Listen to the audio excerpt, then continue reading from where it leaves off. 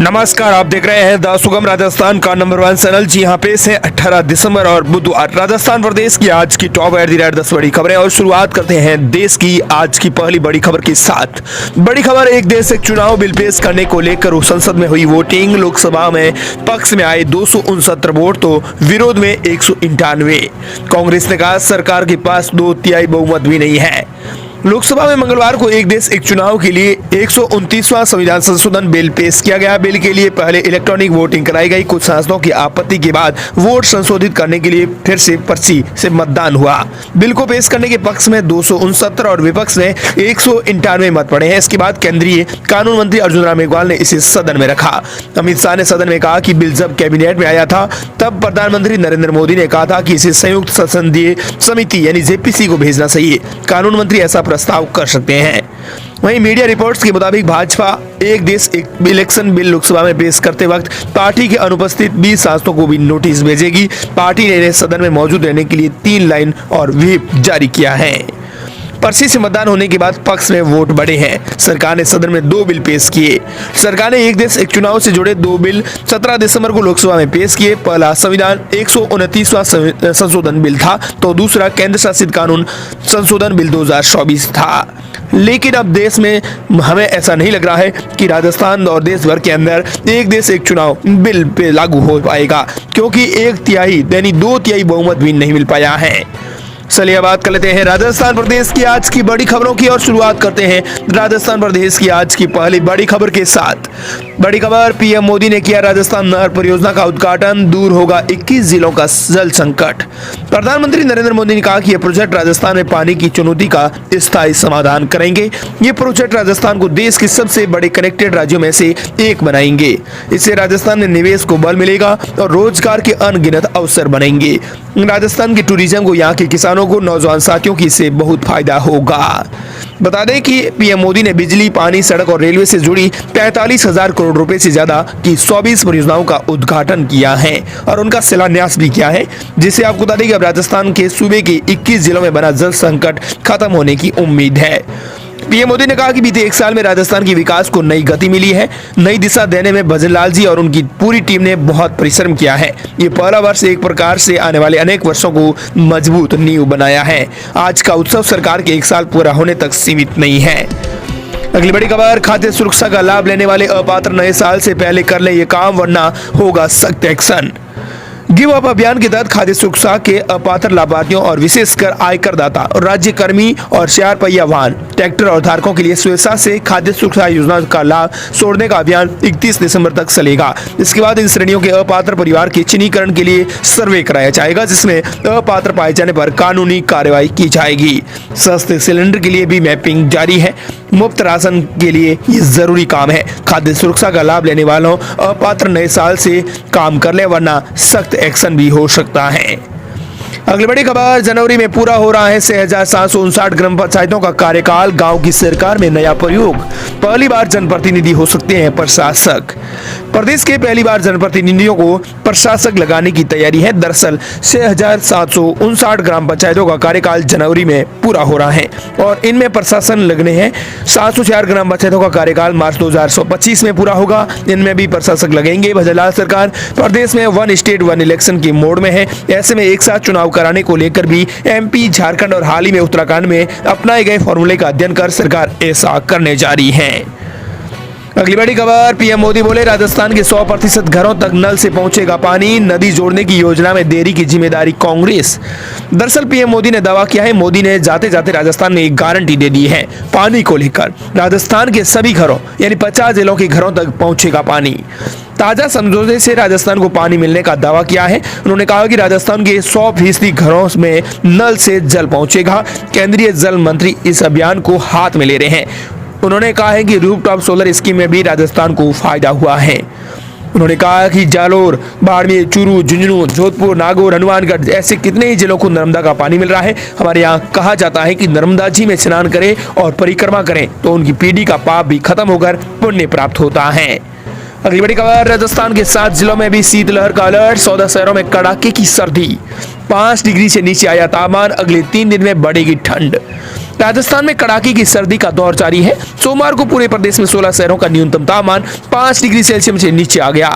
सीकर झुंझुनू में अधिकतर तापमान 8 डिग्री सेल्सियस तक गिर गया। वहीं आज बुधवार सुबह टोंक सहित आसपास के एरिया में घने कोहरे का असर रहा है। मौसम विशेषज्ञों के मुताबिक राज्य में अगले 3 दिन सर्दी और तेज होने की आशंका है। इसी बीच फतेहपुर के अलावा अन्य शहरों का तापमान गिरकर 0 या माइनस में भी जाने की संभावना है। अगली बड़ी खबर, रोडवेज की बसों पर अब राजस्थान राज्य पथ परिवहन निगम ही लिखना होगा अनिवार्य। बेड़े में शामिल होने वाली नई बसों पर राजस्थान परिवहन निगम के स्थान पर राजस्थान राज्य पथ परिवहन निगम लिखने की शर्त रखी है। राजस्थान रोडवेज बेड़े में अब शामिल होने वाली नई बसों पर राजस्थान परिवहन निगम के स्थान पर अब राजस्थान राज्य पथ परिवहन निगम ही लिखाया जाएगा। इसको लेकर रोडवेज प्रशासन ने टेंडर में बदलाव करते हुए अधिकारियों को भी निर्देश दिए हैं। अगली बड़ी खबर, अजमेर डिस्कॉम से जुड़े 17 जिलों के पावर वाले महिला पुरुष धरने पर बैठे। जिला सरकार से उनकी है खास डिमांड।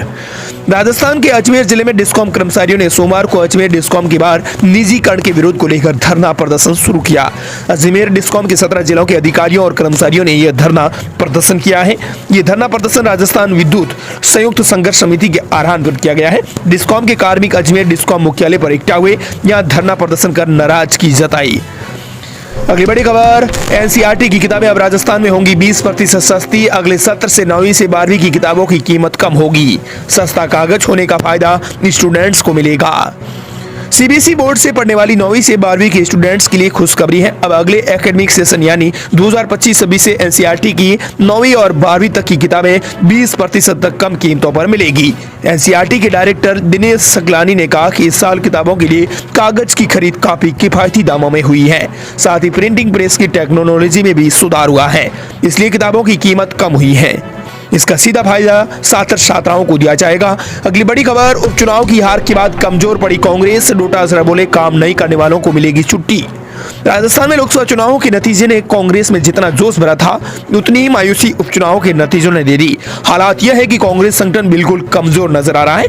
अब पार्टी के प्रदेश अध्यक्ष गोविंद सिंह डोटासरा ने इसे मजबूती देने के लिए एक नया प्रोग्राम शुरू कर रहे हैं। राजस्थान प्रदेश कांग्रेस के अध्यक्ष गोविंद सिंह डोटासरा ने एक बार फिर चेतावनी दी है कि जो लोग पार्टी के लिए काम नहीं कर रहे हैं, उनकी संगठन से छुट्टी की जाएगी। उपचुनाव में बुरी तरह हारी कांग्रेस अब राजस्थान में खुद को फिर से खड़ा करने के लिए प्रोग्राम तैयार कर रही है। इसके लिए राजस्थान प्रदेश कांग्रेस कमेटी की गोविंद सिंह डोटासरा की अध्यक्षता में एक बैठक भी हुई। अगली बड़ी खबर, अब राजस्थान के स्कूलों में शीतकालीन अवकाश, इतने दिन रहेंगे बंद स्कूलें।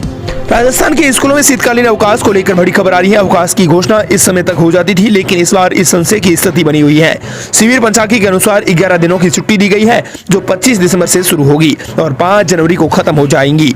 राजस्थान के स्कूलों में शीतकालीन अवकाश 25 दिसंबर से ही शुरू होते आए हैं, लेकिन पिछले कुछ सालों से सर्दी तेज पड़ने के कारण अक्सर शीतकालीन अवकाश बढ़ा दिए जाते हैं। ऐसे में बच्चों की छुट्टियां बढ़ जाती हैं। शिविरा पंचांग के अनुसार स्कूलों में शीतकालीन अवकाश 25 दिसंबर से 5 जनवरी तक घोषित किया हुआ है। इसके साथ ही शीतकालीन अवकाश इस बार भी 25 दिसंबर से 5 जनवरी तक है, जिसके बीच में कई प्रतियोगिताएं भी आयोजित की गई हैं। अगली बड़ी खबर, प्रदेश कांग्रेस की बैठक, राज्य सरकार की विफलताओं को उजागर करने की रणनीति। 18 दिसंबर को राजभवन तक मार्च और विरोध प्रदर्शन करेगी कांग्रेस। राजस्थान प्रदेश कांग्रेस कमेटी पीसीसी के अध्यक्ष गोविंद सिंह डोटासरा ने प्रदेश कांग्रेस मुख्यालय में एक बैठक ली, जिसमें विधानसभा में नेता प्रतिपक्ष टीकाराम जूली समेत कांग्रेस के वरिष्ठ नेता भी मौजूद रहे। अब 18 दिसंबर को राजभवन तक मार्च और विरोध प्रदर्शन किया जाएगा, घेराव किया जाएगा। प्रदेश पदाधिकारियों की बैठक ने यह फैसला लिया है। अगली बड़ी खबर, 19वीं किस्त को लेकर है। पीएम किसान सम्मान निधि योजना को लेकर आ रही है। अगर आप एक किसान हैं तो पात्र होने पर आप भी पीएम किसान योजना से जुड़कर लाभान्वित हो सकते हैं। लेकिन पीएम किसान सम्मान निधि की 19वीं किस्त का इंतजार कर रहे किसानों के लिए बड़ी खबर आ रही है। पिछली किस्त यानी 18वीं किस्त अक्टूबर में जारी हुई थी। ऐसे में नियमों के अनुसार देखें तो अगली किस्त के 4 महीने का समय जनवरी में पूरा हो रहा है। इसलिए माना जा रहा है कि अब किसानों को दिसंबर में नहीं बल्कि जनवरी में किस्त का लाभ मिलेगा। हालांकि अभी आधिकारिक जानकारी तक सामने नहीं आई है। अगली बड़ी खबर, ईआरसीबी योजना को लेकर गहलोत ने किया दावा, कहा किसानों को सिंचाई का पानी नहीं मिलेगा। नया एग्रीमेंट कर लिया गया है, उनको गुप्त रखा जा रहा है। पूर्व सीएम अशोक गहलोत ने पार्वती कालीसिंध संबल स्टैंड राजस्थान कैनाल प्रोजेक्ट यानी ईआरसीबी के नए प्रोजेक्ट में किसानों के लिए सिंचाई का पानी का प्रावधान नहीं रखने का दावा किया है। गहलोत ने कहा कि यही वजह है कि ईआरसीबी पर किए जा रहे एमओयू को छिपाया जा रहा है, अन्यथा इसे गुप्त रखने का क्या कारण है। पीएम मोदी भी आकर गए हैं और किसी राज्य में आते हैं तो किसी मकसद से जाते हैं। ये देखा जाता है कि इन्होंने एआरसीबी का नाम बदलकर पीकेसी एआरसीबी कर दिया। ऐसे में एमपी और राजस्थान सरकार के बीच एग्रीमेंट हुआ है। जनता को ये जानने का हक नहीं है कि उसका राजस्थान को क्या लाभ मिलेगा, ये तो हक होना ही है। पूर्व सीएम अशोक गहलोत ने कहा कि एआरसीबी को लेकर एक नया एग्रीमेंट हुआ है जिसे गुप्त रखा जा रहा है। और इस प्रकार ये थी राजस्थान प्रदेश की आज की बड़ी खबरें।